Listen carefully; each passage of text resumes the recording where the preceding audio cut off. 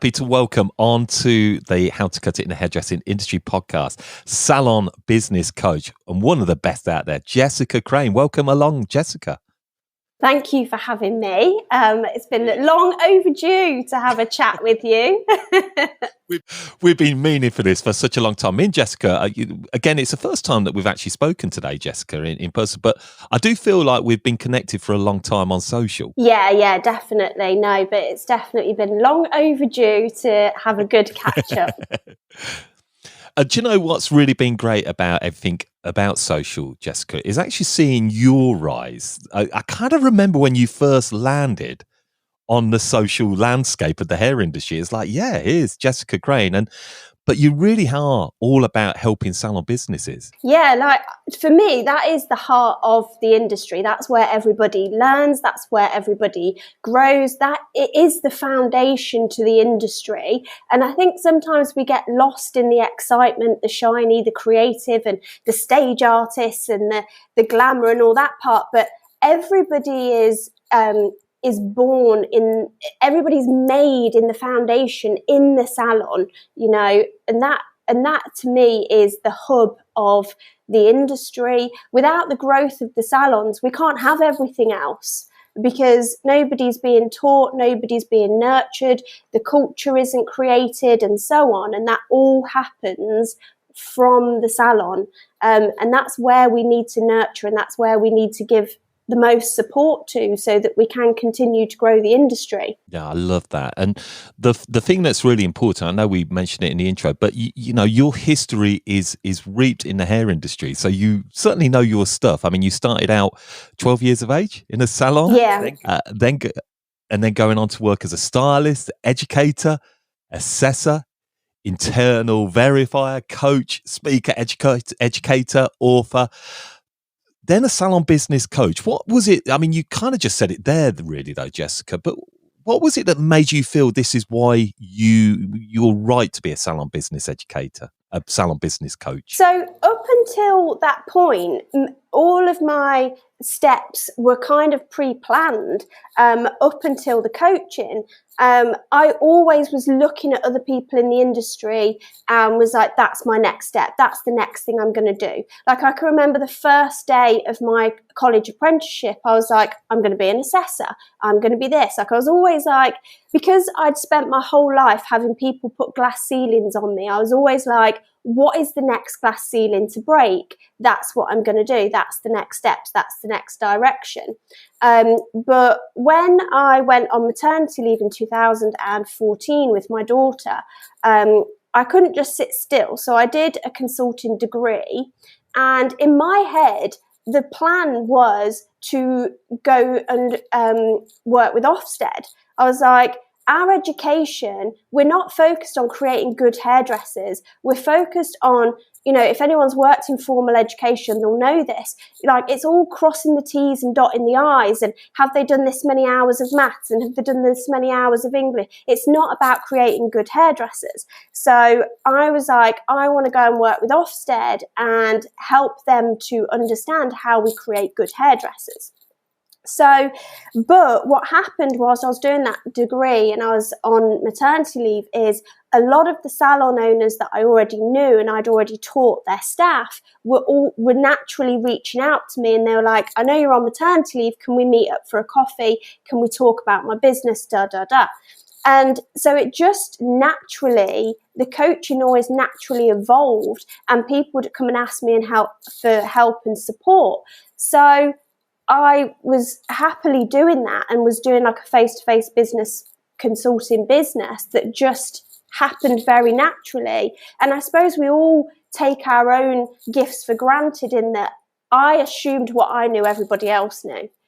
And I was like, oh, do you not know this? Yeah, cool. Like, let's sit down. And that's stuff that I could talk about. My clients will tell you, I could talk about all day, every day, happily, about business, marketing, systems, processes, and problem solving. And so, yeah, the coaching side happened very, very organically. Yeah. And you talk about your clients, and actually your website is at jessicacrane.com. jessicacrane.co.uk. And actually on your website, what I love about that is there are so many reviews from the people that you work with, Jessica? Yeah, that's the number one thing to me. Like, my results and what I achieve personally isn't important if I can't do what I say I'm going to do, right?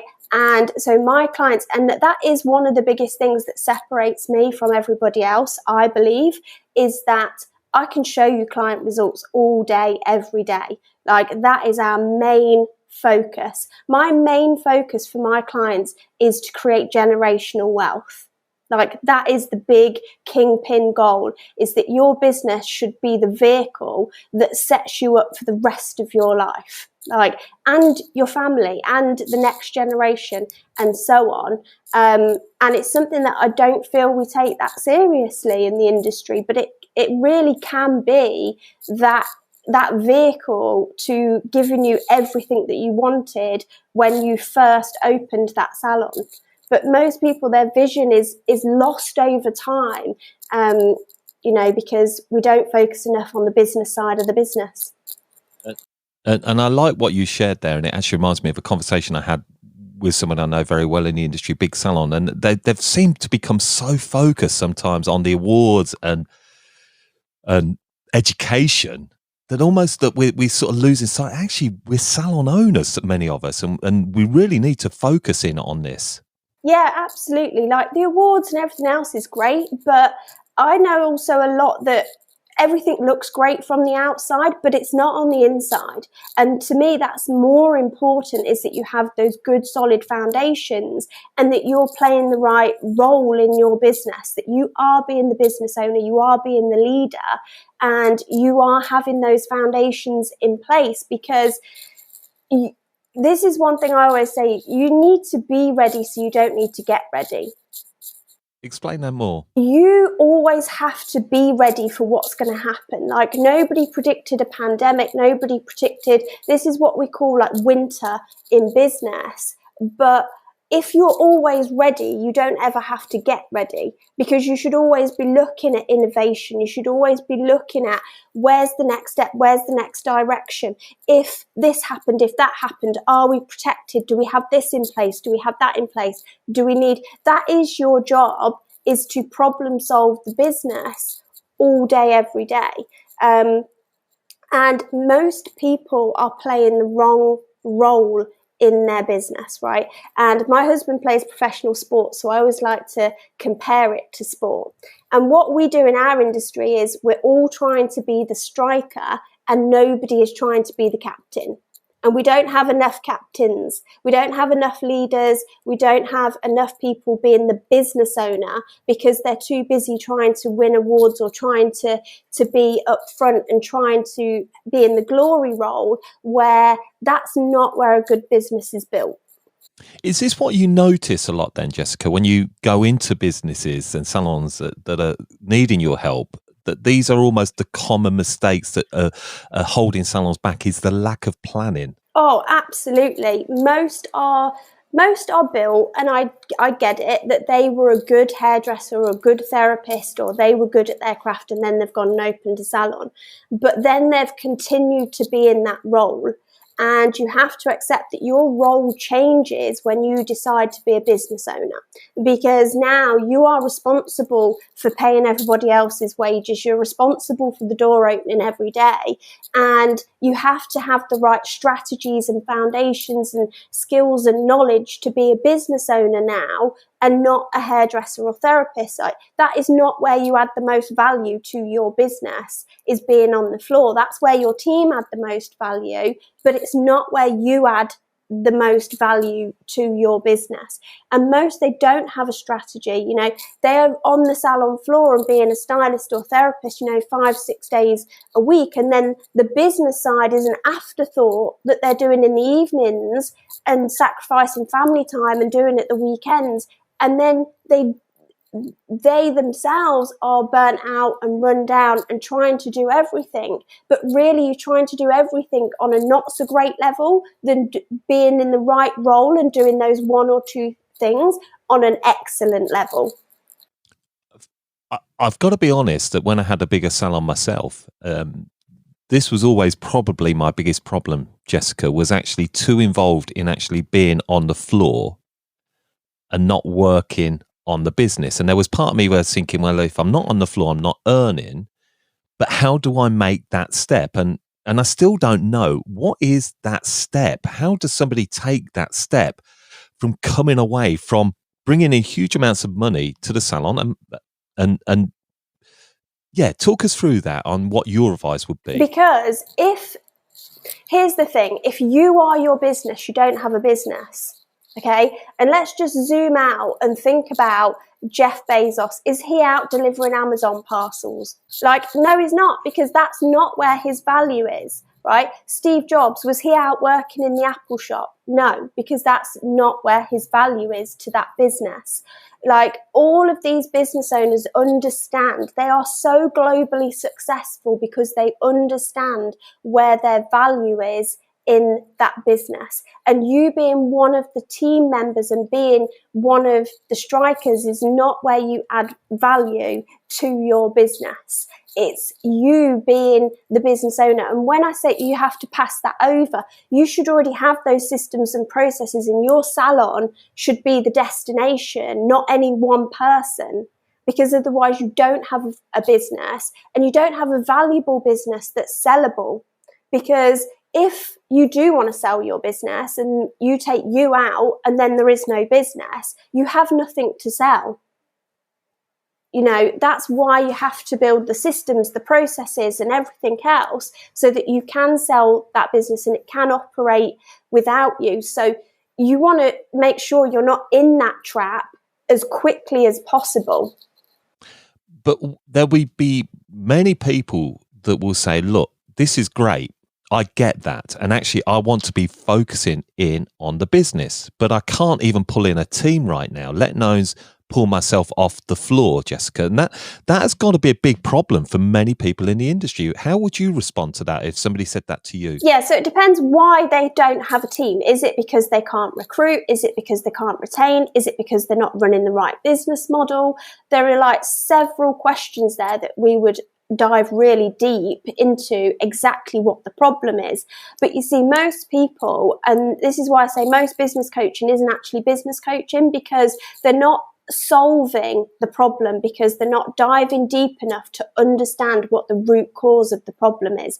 Most people are just trying to fix something that they don't fully understand. They're trying to look at what's the new shiny bells and whistles, and let's do that. Instead of really diving deep into their business and understanding what the root cause of the problems are, and then fixing them from there, because they don't have good solid business foundations. So they're pulled into all the shiny stuff of the industry and, you know, all the latest gimmicks and tactics and training and all of these shiny things that aren't going to fix the root causes of their problem. And that's why you need a coach, because you can't always see what the problem is in your business without somebody asking you the right questions. So if you're starting out on a business, and there may be a lot of our listeners, audience that are on that journey, and they're hearing you say this, our industry is labor intensive. That's a big part of what it is. You know, if you're not making the products, you're labor intensive. You're on the floor. You've got to start on that floor, haven't you, Jessica? Or would you say to somebody, look, you know, let's start, you know, in a 2-day, 3-day role. What's that position? Or when's that transitional period from working sort of on the business, not in your business? The day you open the door. You're the business owner first and foremost, because everything is your responsibility. So your value is now understanding your numbers, forecasting your marketing, supporting your team, providing, you know, training plans for your team, providing support to your team, implementing systems and processes and that stuff. And the quicker you do that on the front end, the easier it becomes long term, because what happens for a lot of people is they then struggle to create their systems or processes or to change the culture of the environment, because it's already been like that for such a long way. And it's harder to undo something and redo it than it is to start on the right foot. I like that. So what you're saying is start as you mean to go on, and give yourself that time away from the salon floor? Because that's effectively what we're meaning here when you're saying, you need to be working on the business, not in the business, because when you're in the business, you're on the floor. So you're saying to people that maybe if you're going to open up a salon, you should already have systems in place that allows you to maybe be away from the salon floor 2, 3, 4 days. Yeah, one of the first things we do with all of our clients is we create time structure. So all of the things that you need to be doing when you're working on the business or in the business, and we structure them so that it's working in the best way for you. So what does that look like? And it depends on some people love being on the salon floor, and I get that, and some people don't. So we have to make sure that, first of all, we're creating a time structure that is bespoke and unique to you, because for some, and I know for me, I only want to work between 9 and 3. Like, I want to pick my children up from school. I want to take my son to football after school. I want to be able to do those things. So my weekly time schedule has to reflect what I want from my life, not what has to what I want. You have to create the vision, but then you have to make it happen. Like, you have to design and craft the life that you want and the way that you want it, because if you don't, it's not just miraculously going to happen for you. So we look at that as well. Like, what do you want your life to look like? And then start crafting the steps to making that happen. You can't be reactive to your own life. You've got to create it and make it. Plan. This is already what's coming through. It's planning, isn't it? Rather than just sort of winging this. And I feel that that's almost what your team want, isn't it, as well? That you've got to play the right role in your salon for your team. Yeah, because here's the thing. And a lot of my clients sometimes say to me, oh, I worry, if I'm not on the floor, the team wonder what I'm doing. Or they, I worry if we look too successful, the team think I'm making all this money, and they're very worried about how other people perceive them. And we have as an industry as a whole, not everybody, but as a whole, we have quite a negative money mindset. And here's the thing, if you're not aspirational, if you're not living a dream life, and you're not motivational, you're not inspirational, you're not aspirational, that people want to, what are they there for? Because they're not there going, in 10 years, I want to be exhausted and burnt out just like her. Like, they're not motivated or excited by that in any way, shape or form. In fact, you're going to have the opposite effect. They're going to think, what am I staying in this industry for if there's all these glass ceilings? Like, you've got to show that we can take away these glass ceilings. You just need to know where you want to go. That sounds like that's something you've maybe heard a lot of there, Jessica, that people may say that to you. Oh, my team don't feel like I'm doing enough, and they're earning all the money and I'm just reaping the rewards.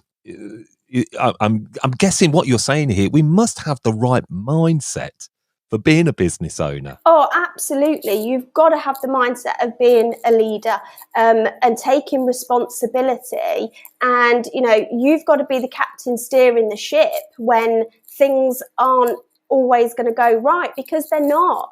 Like, and that's what I'm saying about be ready so you don't have to get ready. Like, there's always going to be something rocking the boat. There's always going to be something coming at you. And in the middle of the pandemic, it was a prime example. There were leaders who cracked on and guided their team, and they innovated, they pivoted, and there was others who were having meltdowns on Facebook Lives, and that's not a leader. I'm sorry, but it's not. And maybe for some people, they're not built to be a leader, and that's okay. But you've opened a business, you've took charge of other people's career and their livelihood, and you've took on that responsibility. So you have to follow through on that responsibility.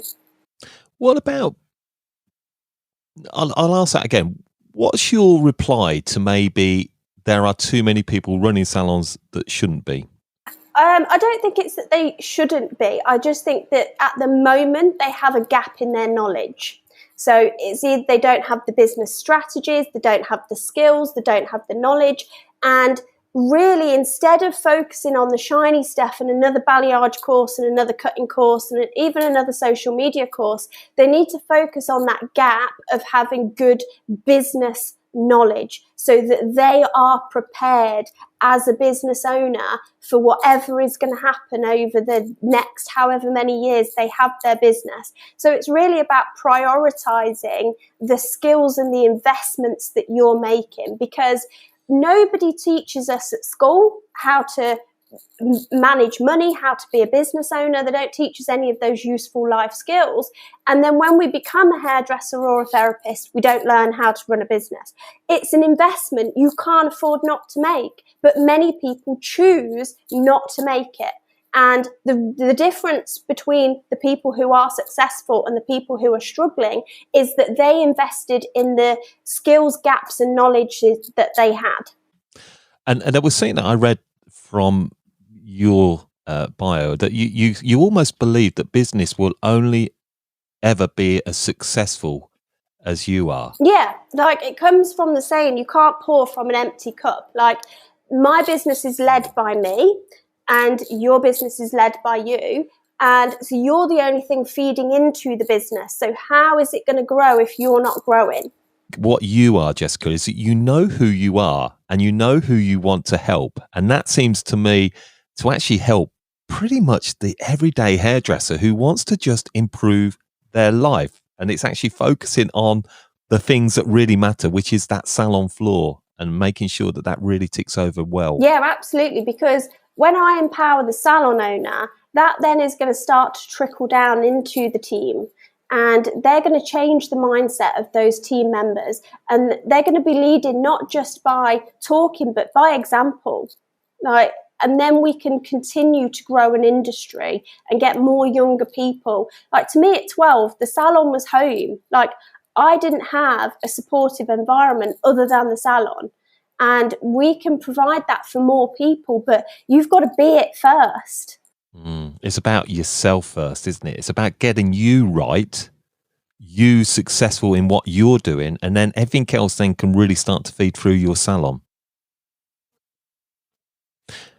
Now, I know marketing also really matters to what Jessica Crane's all about. And for a lot of salons, maybe marketing is something that they kind of hear floated about a lot, but actually don't really understand the importance of it. But I know you believe in the importance of marketing. Yeah, marketing, business and marketing are like my two favourite subjects. And in our industry, marketing, and I do get it, because we didn't used to have to market. We didn't used to have to market for recruitment. We didn't really used to have to market for new clients. But now, like with innovation and with, buyer behaviour has changed faster over the past 2 years than it has in probably the past 20 years. So we have to keep up, and we have to keep innovating, and we have to have these digital online presence, and we have to have all these things in place, because we can't complain about corporates moving into our industry if we're not willing to keep up, if we're not willing to do anything, if we're not willing to evolve, and you just want to stay where you are and do what you always did, you are going to be outmaneuvered. Like, you have to take marketing seriously now, because you can't afford not to. And marketing is not just putting up before and after balayage pictures. Like, marketing is having a 12-month marketing plan that's profitable to your business, but bespoke to your business needs. Somebody said to me the other day, oh, we're going to do a Valentine's offer. It was Valentine's Day. Like, you've missed the boat if you're trying to promote something for Valentine's on Valentine's Day. Where do we market ourselves then, Jess? So it comes back to knowing your ideal client. What is unique about your business? What's your vision? What's your mission? What's your principles? And how do they fit in with your ideal client? So that you don't have to. We in our 2-day summit, we teach you this, right? Most people love to fight over the free and cheap people. And instead of crafting a marketing message, who you are as a business, who you are as a culture, and appealing to the people who value what you do, you can do that, but you have to know you and your business first. You have to have those business foundations to market. And most people don't know what to say about their own business, so that's why they can't market properly. That's interesting. That's so true, isn't it? If you ask somebody, what is your business? What is your brand? They don't know.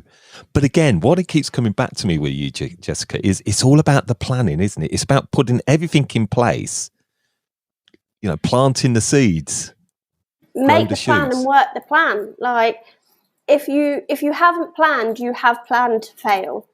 Like, you can't afford not to have a plan in any way, shape or form.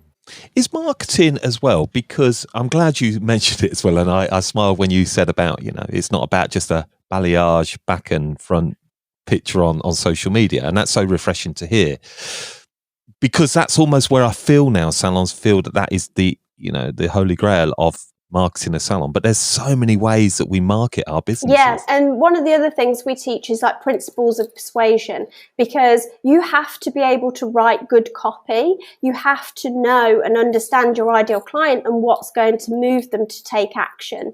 One of the things that I don't believe in is offers and discounts. Like, I don't believe in it. I don't think it should be a thing.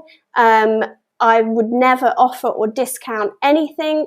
But most people rely on that because they don't know. Why?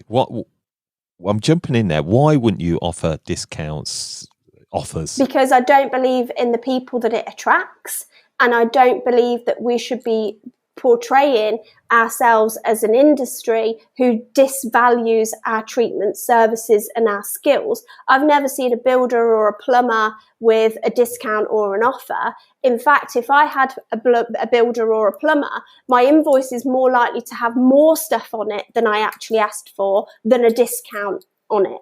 And I think if we want people from the outside of our industry to take our industry more seriously, we need to start that from the inside. And when we're saying, hey, it's 50% off, hey, I'll pretty much do everything for free, we're not portraying that message. So, and that comes back to marketing. So what you're replacing these offers and discounts, that isn't the marketing that you are calling out here. This is, we're talking much more creative marketing, what's really going to be of a value to our business and what our clients want. Yeah, exactly that. And you have to know how to market your business correctly without relying on those strategies. And I think that they were strategies that were taught in the industry 20 years ago, 30 years ago. And I personally think they were wrong then. I think they're even more wrong now. But people rely on them because they don't know how to market in a different way. And something else which I'm really keen to find out, because so much has moved on of time, as you keep mentioning, the industry is evolving all the time, and you will hear it now. We can't sell products because Amazon sell products. I'm sure that you've got probably an answer to that one. If I was a salon owner and you came to me and you said, Jessica, you said, Don, come on, how's your retail? Look, my clients don't want retail. They're going to Amazon. What would your reply be to me? In all honesty, my reply would be that that's simply not true, and that is your mindset. So last summer we started a new program because over the years, one of the things that my clients have always said to me is, Jess, can you come and teach my team? I need you to talk to my team.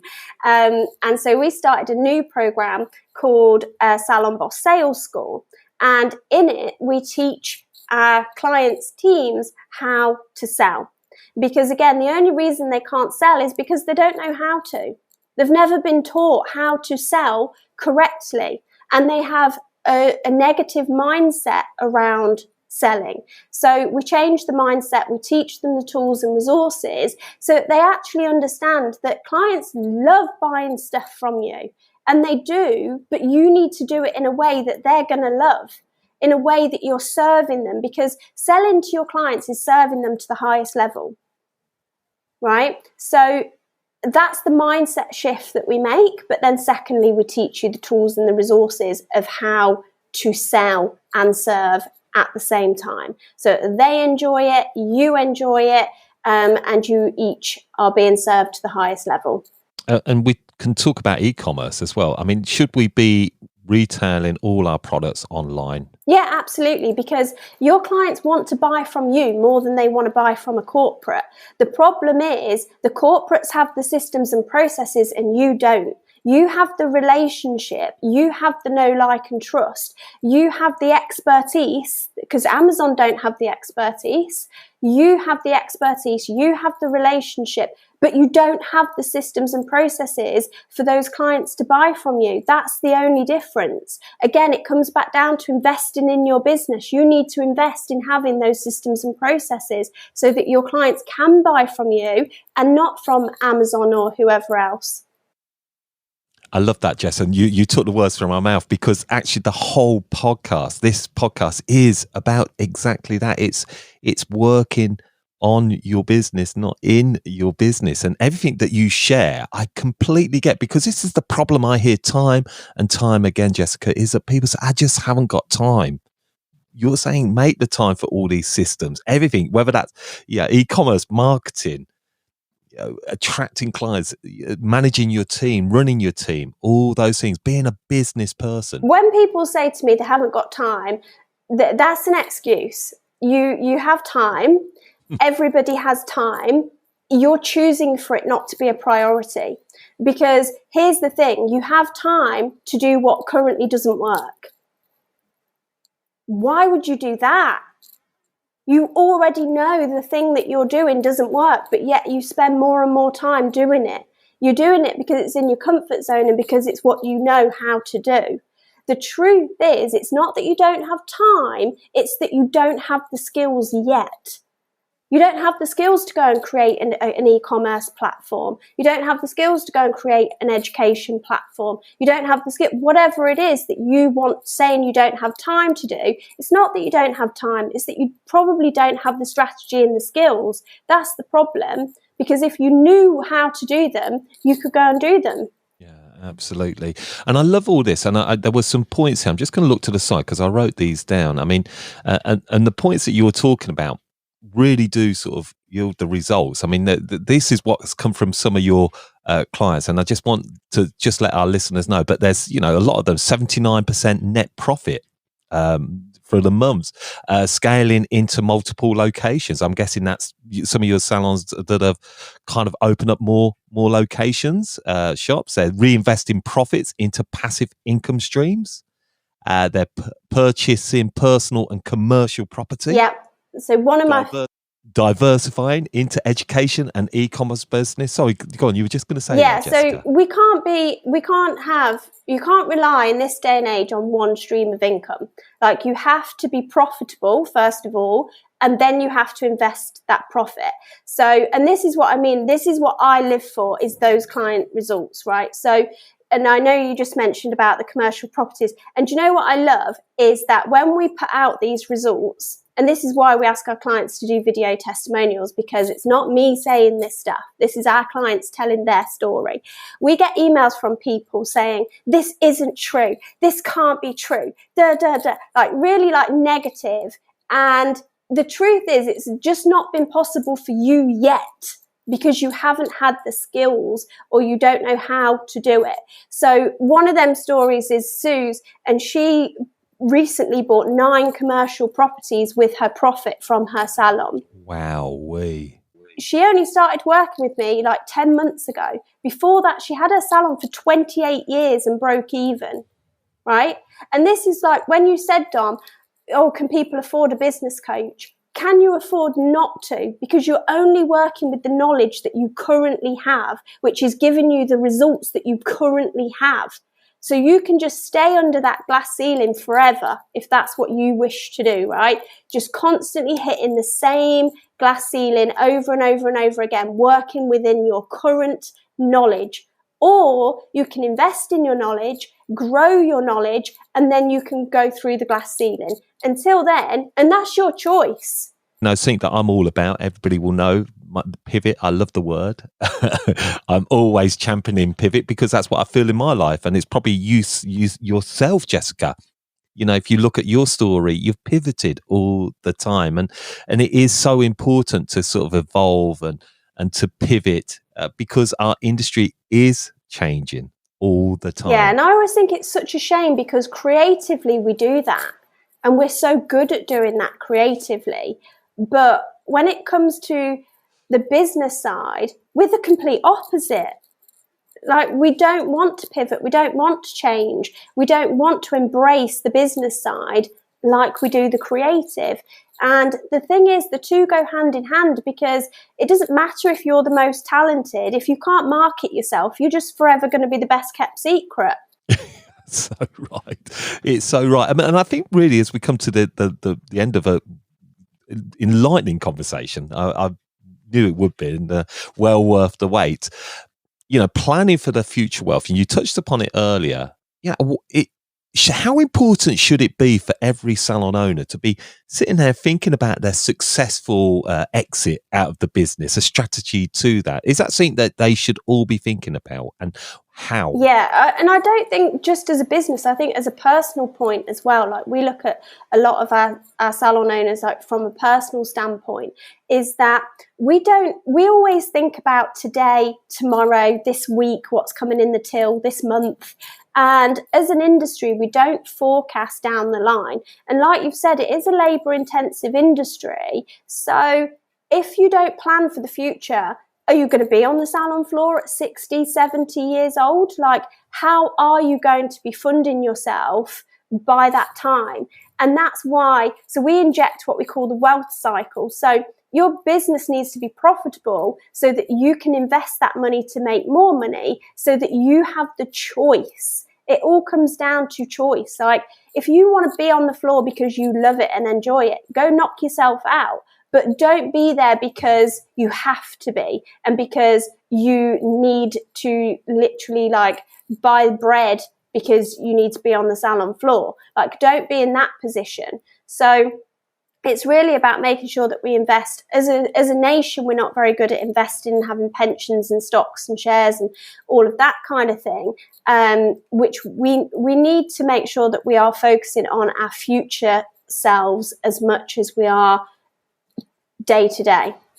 I love that. So, I think everybody that, if you're listening into this, that's to take from this whole conversation with Jessica. Planning. It's the simple things. It's about planning, and maybe working with Jessica, who I've got to say, Jessica, I'm just seriously impressed by you. I've been impressed by you really from day one. Not only in what you offer, but how you yourself, you're a prime example of actually how you as a business has done it really smart. You're very tasteful in it. You promote it. You've got a great website. You provide great opportunities for people to really be part of it. And that, I guess, leads me nicely. Didn't mean to segue into that, but it kind of led that. But Salon Summit events, you talked about this, and just share with us what Salon Summit events are. Yeah, so it's a 2-day online virtual event, so that anyone can attend anywhere. And I teach live over 2 days. We also have a ton of bonus training that we add in. We send you a copy of the Salon Boss Mindset Mastery, and then I teach you live for 2 days. And we cover everything from mindset, creating your vision, crafting what that looks like of where you are and where you want to be, creating that plan, creating that strategy, and then looking at the gaps in your knowledge. We teach you one of my famous frameworks is the profit equation, making sure that you are charging correctly, because we haven't worked with a salon yet who wasn't making a loss on some of their treatments and services. So it's so crucial that we're still not getting right marketing, systems, processes, and really shifting you into being the business owner, right? Almost giving people that permission and that certainty of the role that they need to be playing in their business. So yeah, it's an amazing, phenomenal event. We always get a fantastic feedback from it, and it'll be the best 2 days you've spent working on your business. Are they just once, twice a year? So at the moment, we're running them monthly. So you can always find the next date in the link in our Instagram bio, which is Jessica Crane. And then we'll always have the next date available in there, because they have been so successful, and we only have small numbers so that I can answer questions and literally coach you and support you over the 2 days. And we have a Facebook group community, so that lasts until the event closes as well. So yeah, it's a phenomenal 2 days to come and work on your business. So all your links there on your Instagram bio is at Jessica Crane, is that right? you didn't have to get an underscore for that. You were that Jessica Crane who got Yeah, in I there think first. So it's that's Jessica really impressive. Crane SISS, which stands for Specialist in Salon Success. But if you search Jessica Crane, you'll get it. Amazing. And we'll put all the links into the show notes for you. howtocut.it, that's not .com, IT/EP233. Okay, so go and check that out. We'll put the links there for Jessica. Remember, online, jessicacrane.co.uk, got everything there. And your book as well, Jessica, you just mentioned that as well. That looks a great read. Yeah, so that's really about being the business owner, and focusing on your mindset, and being the leader, like being in that role of being the leader, because ultimately we want to help and grow and have an industry that's thriving. And as I said, that comes from the salons, and it comes from you leading the way in that salon. Amazing. So we're going to finish the podcast, and it's my lastly question, and that is, tell us one more thing we really need to know. One thing we need to know is we need to know that we need to be the business owner. We need to know that we need to be working on our businesses and not in our businesses. We need to know that we need to be ready so we don't need to get ready.